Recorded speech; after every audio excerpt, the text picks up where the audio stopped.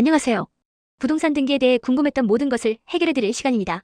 첫 질문부터 자신감 있는 소유권 확보까지 핵심만 담은 완벽 가이드를 통해 여러분의 부동산 등기 고민을 시원하게 풀어드리겠습니다. 저희는 여러분의 궁금증에서 이 모든 것을 시작합니다. 이 가이드는 크게 세 부분으로 구성되어 있습니다. 먼저, 절차 어떻게 하는가? 에서는 등기 신청의 어부터 지까지 방문 신청과 인터넷 신청 방법을 명확하게 알려드립니다. 다음으로 비용 얼마가 드는가? 에서는 가장 큰 비중을 차지하는 국민주택 채권 비용 계산법을 쉽게 풀어드릴 예정입니다. 마지막으로 사례 만약 이런 상황이라면 에서는 근저당권, 전세권 등 실제 현장에서 발생하는 복잡한 사례들을 명쾌하게 해결해드립니다. 그럼 첫 번째 파트, 절차 어떻게 하는가? 부터 살펴보겠습니다. 부동산 등기, 어떻게 시작해야 할까요? 부동산 등기 신청은 크게 두 가지 방법으로 가능합니다. 각 방법의 절차를 이해하고 자신에게 더 편리한 경로를 선택하시면 됩니다. 첫째, 등기소를 직접 방문하여 서류를 직접 제출하고 단계별로 확인하고 싶은 분들에게 적합한 방법입니다. 둘째, 인터넷 전자신청은 시간과 장소에 구애받지 않고 간편하게 처리하고 싶은 분들에게 추천하는 방법입니다. 먼저 직접 방문 신청의 3단계 핵심 절차를 알아보겠습니다. 첫 번째 단계는 접수입니다. 등기 신청서를 제출하면 접수 일시가 표시된 접수인을 날인받고 접수번호를 부여받게 됩니다. 다음 두 번째 단계는 등기관의 처리입니다. 등기관이 신청서를 조사하고 등기부를 대조한 뒤 등기부에 기입하고 교합하는 과정을 거칩니다. 마지막 세 번째 단계는 사무직원의 처리입니다. 등기필 정보를 작성하고 소유권 변경 사실을 통지하며 과세 자료를 제공하는 것으로 마무리됩니다. 다음은 인터넷 전자신청입니다.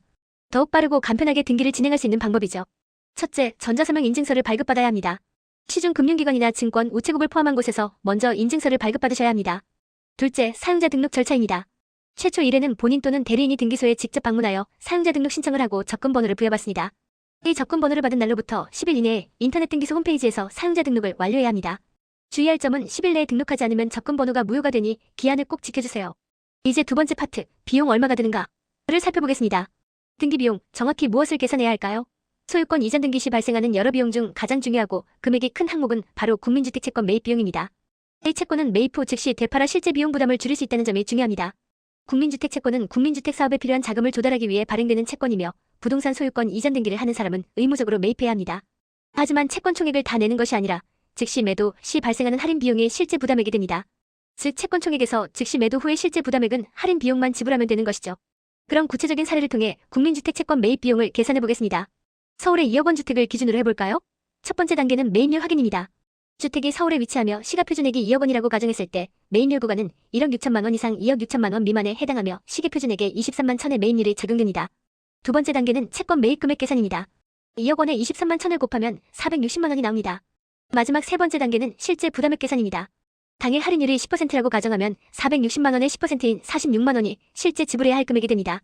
이 금액을 지불하고 영수증을 받게 됩니다. 여기서 핵심은 채권 할인율은 매일 변동되므로 등기 신청 당일 은행에 반드시 확인해야 한다는 것입니다. 국민주택 채권 매입률은 부동산 종류, 시가표준액, 그리고 지역에 따라 다르게 적용됩니다.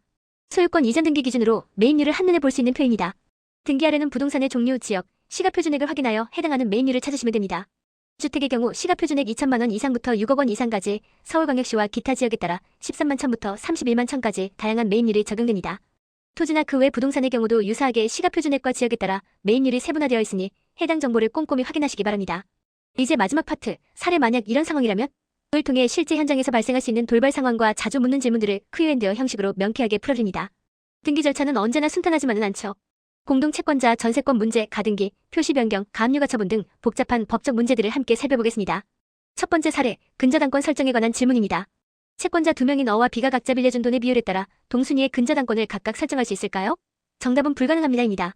동일 부동산에 대해 어와 B를 공동 채권자로 하는 하나의 근저당권 설정 계약을 체결한 경우 각 채권자별로 채권 최고액을 구분해 등기하거나 두 개의 동순위 근저당권 설정 등기를 신청할 수 없습니다.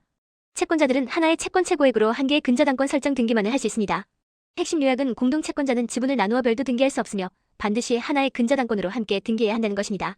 다음은 전세권 설정 첫 번째 사례입니다. 건물의 전세권을 설정했는데 집주인이 그 건물이 있는 대지에 또 다른 전세권을 설정하려 합니다. 이게 가능할까요? 이 역시 불가능합니다. 대지와 건물이 같은 소유자일 경우 건물 전세권자는 건물을 용도에 맞게 사용 수익하기 위해 대지를 사용할 권리를 가집니다. 따라서 건물 소유자는 대지에 다른 전세권을 설정하여 기존 전세권자의 권리를 침해할 수 없습니다. 핵심 요약은 건물 전세권의 효력은 그 건물을 사용하는 데 필요한 범위의 대지에도 미친다는 것입니다. 전세권 설정 두 번째 사례입니다. 입주하려는 오피스텔의 이전 세입자의 전세권 설정 등기가 아직 남아있는데 이를 말소하지 않고 제가 바로 전세권 등기를 해도 될까요? 정답은 안 됩니다입니다. 건물 전세권의 존속기간이 만료된 경우라도 그 전세권 설정 등기를 말소하지 않고서는 새로운 전세권 설정 등기를 신청할 수 없습니다. 반드시 선행 등기가 말소되어야 합니다. 핵심 요약은 새로운 전세권 등기 전 반드시 기존 등기가 말소되었는지 등기부등본을 통해 확인해야 한다는 점입니다. 이어서 가등기와 본등기에 대한 질문입니다. 어의 토지에 B와 C가 공동으로 가등기를 했습니다. 이 중 B가 자신의 지분 절반에 대해서만 소유권 이전 본등기를 할 수 있을까요? 원칙적으로 불가능합니다. 가등기에 기한 소유권 이전 본등기는 가등기된 지분 전부에 대해 신청해야 합니다. 만약 일부 지분만 본등기하려면 먼저 가등기 지분 자체를 변경하는 가등기 경정등기를 통해 본등기하려는 지분만 남기고 나머지를 말소해야 합니다. 핵심 요약은 본등기는 가등기 지분 전체를 대상으로 하므로 일부만 이전하려면 가등기 내용부터 변경해야 한다는 것입니다. 그 외 자주 묻는 핵심 질문 3가지를 정리해보았습니다. 먼저 주소 변경에 관한 질문입니다. 회사가 여러 번 이사했다면 주소 변경 등기를 전부 해야 할까요? 아닙니다. 중간 변경 내역은 생략하고 현재의 최종 주소로 한 번만 표시 변경 등기를 하면 됩니다. 다음은 중간 생략 등기입니다. 어에서 B를 거쳐 C로 매매가 진행될 때 C가 어에게 직접 소유권 이전을 청구할 수 있을까요? A, B, C 전원의 합의가 없는 한 불가능합니다. 원칙적으로는 순서대로 등기해야 합니다. 마지막으로 가압류와 가처분입니다. 내 가압류 이후 설정된 가처분은 경매가 끝나면 어떻게 될까요?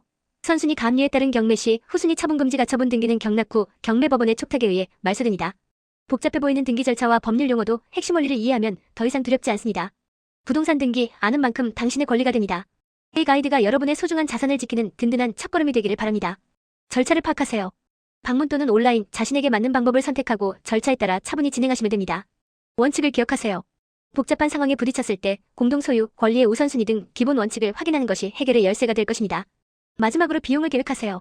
국민주택채권 계산법을 숙지하여 예상치 못한 지출 없이 예산을 관리하시기 바랍니다. 감사합니다.